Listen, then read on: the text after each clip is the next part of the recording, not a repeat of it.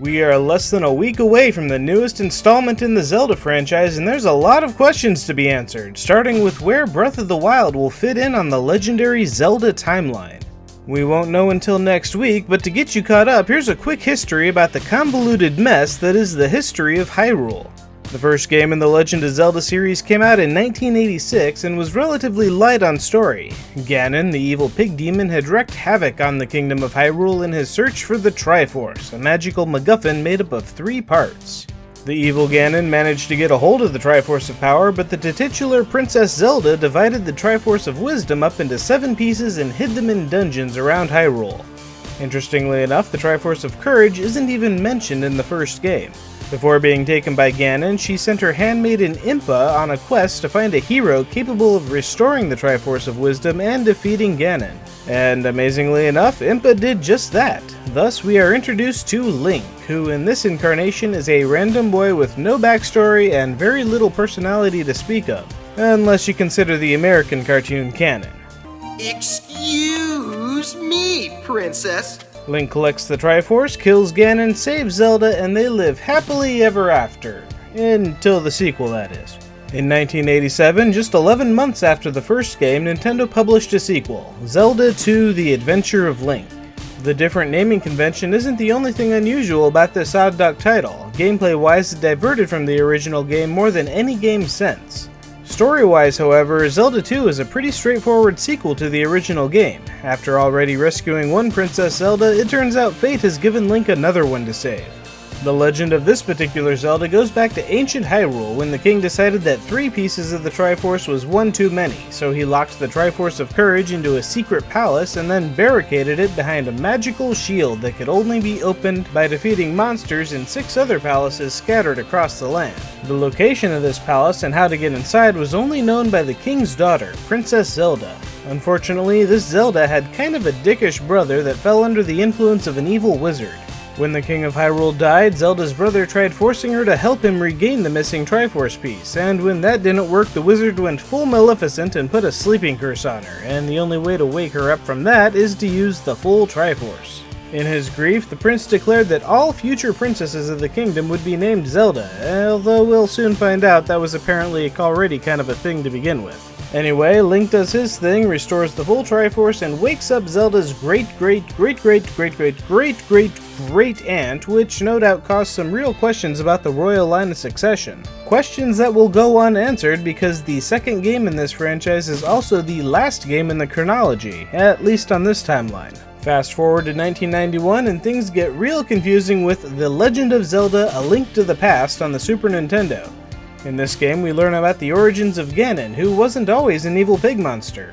Once upon a time, it seems that the Triforce was causing more trouble than it was worth, so an ancient king of Hyrule decided to hide it in the magical Sacred Realm until people forgot about it. Unfortunately, a random thief called Ganondorf fell ass backwards into the Sacred Realm and got his hands on the full MacGuffin. He was about to wreak havoc on the land, but the good old Knights of Hyrule held him back long enough for the 7 sages to shut the door to the Sacred Realm and install much better locks. Ganon sits in the Sacred Realm for untold ages, and everybody seems to be getting along okay without the Triforce until a bunch of calamities start going off. Fortunately, a not at all suspicious wizard shows up and the disasters stop. Without so much as a background check or calling his references, the current King of Hyrule makes the wizard his royal advisor, at which point the wizard immediately brainwashes the royal guardsmen, kills the king, and takes over administrative duties. And that was just part 1 of the evil plot. The long game involves kidnapping the descendants of the 7 sages that sealed up the Sacred Realm, who all happen to be well-to-do maidens because apparently class mobility and wealth distribution in Hyrule is even more of a legend than the Triforce. The hope is that by turning the maidens into crystals, along with Zelda for good measure, they can unlock the Sacred Realm and let Ganon out. And the only thing that can stop him is Link, the last descendant of the Knights of Hyrule. Well, wait for it. Okay, now he's the last descendant.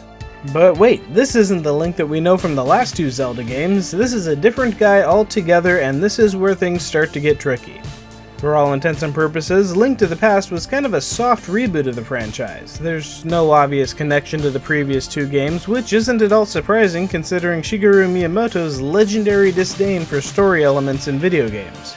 When questioned if Link to the Past was set before or after the other two Zelda games, Miyamoto gave conflicting answers for years before finally settling on before, although the games are set so far apart from each other that it's mostly a moot point. Fortunately, the next entry of the series was a little more straightforward. 1993 brought Link to the handheld market with The Legend of Zelda: Link's Awakening for the Game Boy. Link's Awakening is a direct sequel to A Link to the Past with a relatively self-contained story. After killing Ganon and saving Hyrule, Link decided to explore the world looking for new adventures. And then his ship gets wrecked and he ends up on a crazy island with Mario characters, talking animals, and a telephone system. Also, the entire thing may have been a dream. In either case, the last time we see this particular incarnation of Link, he's floating on a plank of wood in the middle of the ocean. Which brings us to our next incarnation, this time in full 3D for 1998's The Legend of Zelda: Ocarina of Time for the Nintendo 64.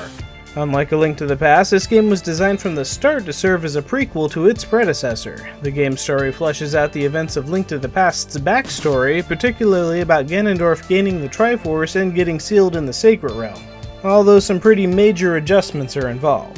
In this version of events, Ganondorf is an advisor to the king because that always goes so well.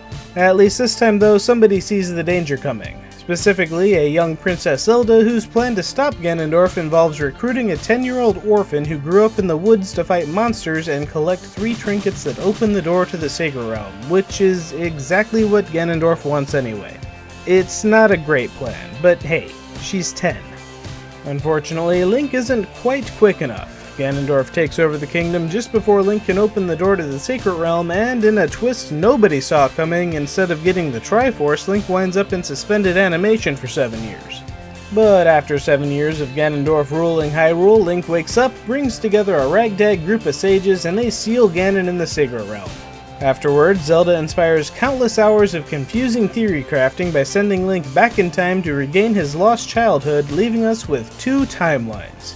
The adult timeline, where Ganon is sealed in the Sacred Realm with the Triforce of Power, vowing vengeance on the sage's descendants, and the child timeline, where we never find out exactly what happens. The next time we see the Hero of Time is 2000's The Legend of Zelda: Majora's Mask, which is a direct sequel to the Ocarina of Time.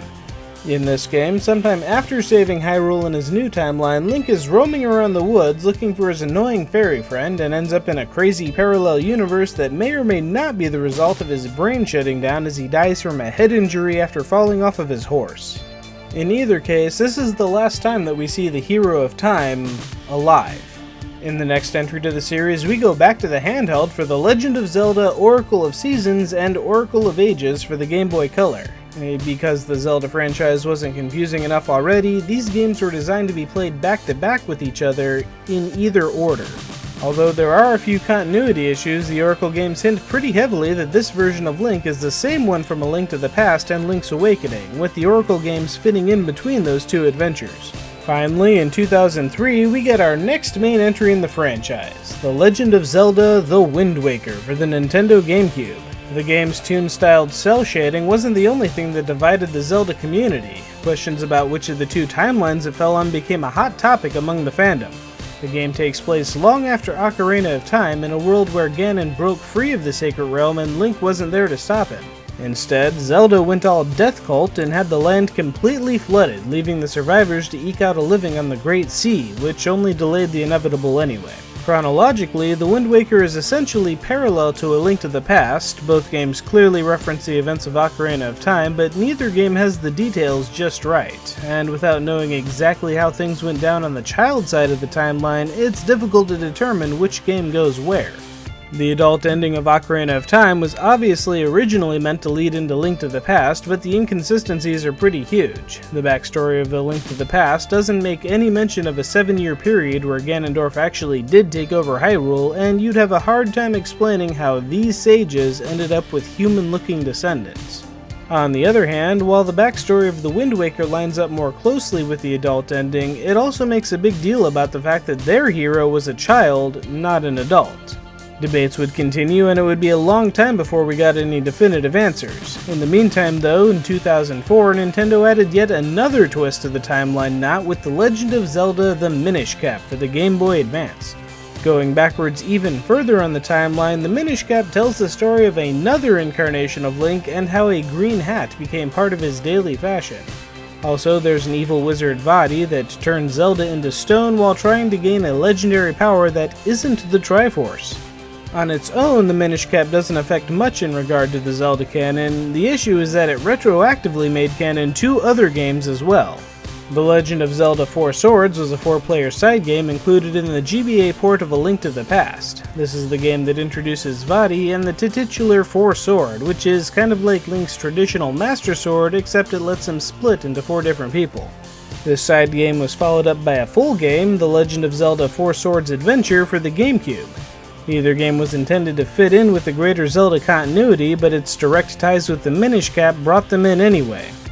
The biggest issue with this is that 4 Sword Adventures features an incarnation of Ganon that shouldn't exist anywhere on the Zelda timeline. So by 2006, the Zelda timeline was confusing but manageable. We had 2 timelines splitting up from the dual ending of Ocarina of Time, one where the world was flooded and one where it wasn't. And in each of those timelines, Ganon rose to power and met an ultimate end. Then came The Legend of Zelda: The Twilight Princess for the Nintendo GameCube. Introducing yet another incarnation of Zelda and Link, Twilight Princess did not obviously fit anywhere in the Zelda mythos. The biggest area of confusion was that this game featured Ganondorf, however this Ganondorf had a completely different history as the one seen in previous titles. While the fanbase had accepted that Zelda and Link seemed to reincarnate whenever trouble appears, the Ganondorf that had haunted the franchise since 1986 was always the same guy, even if there were differences between them depending on the timelines.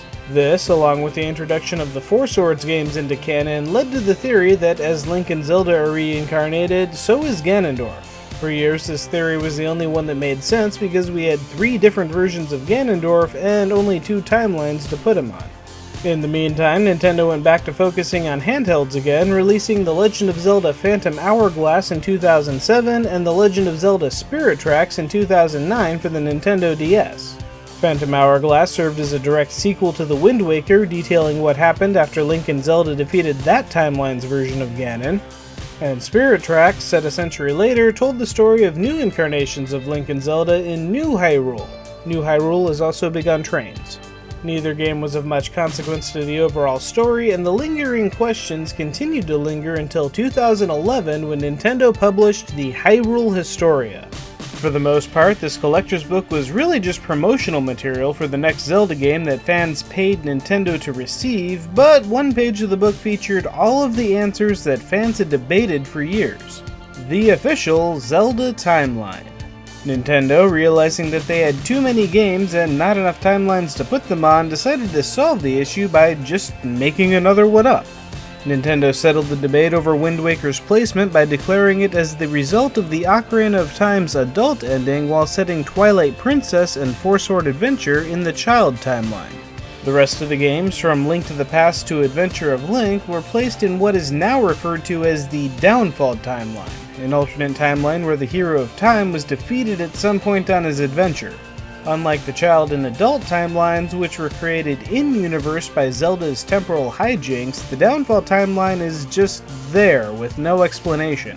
Fortunately, in spite of having a lot of its own time travel hijinks, the next Zelda game didn't add much to the confusion. The Legend of Zelda Skyward Sword continued the Zelda tradition of going further back in history, showing the origins of the Master Sword. The game also revealed that the troubles that have plagued Zelda and Link over the generations is the result of them being cursed by a demon god with a striking resemblance to Ganon. Alas, we're not done yet. Even though Nintendo had tried to tidy things up with their official timeline, their next game would make things even more confusing. 2013's The Legend of Zelda: A Link Between Worlds is said to be a sequel to A Link to the Past, but the game's story involves so many contradictions with its predecessors that it raises more questions than any game in the franchise to date. Thankfully, the game's 2015 direct sequel, The Legend of Zelda: Triforce Heroes, doesn't add much to the confusion. With an entirely standalone story, the only real question is, why? And that brings us to The Legend of Zelda: Breath of the Wild. After 5 months of speculation, everybody has a theory about where Breath of the Wild will find its place in the franchise. Fans have poured countless hours into searching for clues in trailers and interviews. Is it before the Flood or on the Downfall timeline? Before Link to the Past? After Adventure of Link? With Nintendo's history, it could be anywhere, although my money is on the tail end of the Child timeline. No matter where it falls though, get ready for another half-decade of speculation and theory crafting about how Breath of the Wild connects with other games in the franchise and what it could mean for future ones. And if you won't be playing Breath of the Wild this Friday, hitting theaters this week, we have Logan. In this R-rated adventure, Hugh Jackman will play Wolverine for the last time. Seriously, no takebacks. He's totally retired from the role after this. Probably. Maybe. Depending on how much money Fox can actually fit in a dump truck. Meanwhile, on television, if you ever wanted to know how Liam Neeson developed his particular set of skills, there's Taken on NBC. Although, since it takes place in the modern day, and this version of Brian Mills is a single guy with no kids, it's really just a show about a generic badass whose family will eventually be kidnapped 20 years from now. How crazy would it be though if this show ran long enough to actually get to that point? Like how Smallville went long enough for teenage Clark Kent to actually become Superman. And in video games this week, we have Stories Untold, a text-based horror adventure that looks odd but intriguing. In Laser is this week's RPG Maker entry, notable for having the highest production value for an RPG Maker game that I can recall. Super Blackjack Battle 2 Turbo Edition, The Card Warriors is a game for people who really enjoy both 21 and Street Fighter 2 references. And Tiny Thor is a game that I'm pretty sure was supposed to come out a while ago. This is actually pretty common though. Super Spring Ninja has been a few days from release for about a month now. Over on the PlayStation 4, Horizon Zero Dawn is just about ready for release. Prepare yourself for an open world of hunting and taming robot dinosaurs. And finally, it looks like Nintendo is jumping on the bandwagon with an open world game of their own, The Legend of Zelda Breath of the Wild. Haven't heard much about it, but it's obviously a clone of Horizon Zero Dawn. It looks like this Zelda guy will be fighting robots too, but not robot dinosaurs. And that brings us to this week's CGBros video, Light by the Light Team. A quick little short about a garage-based inventor working on an eco-friendly power generator with mixed results.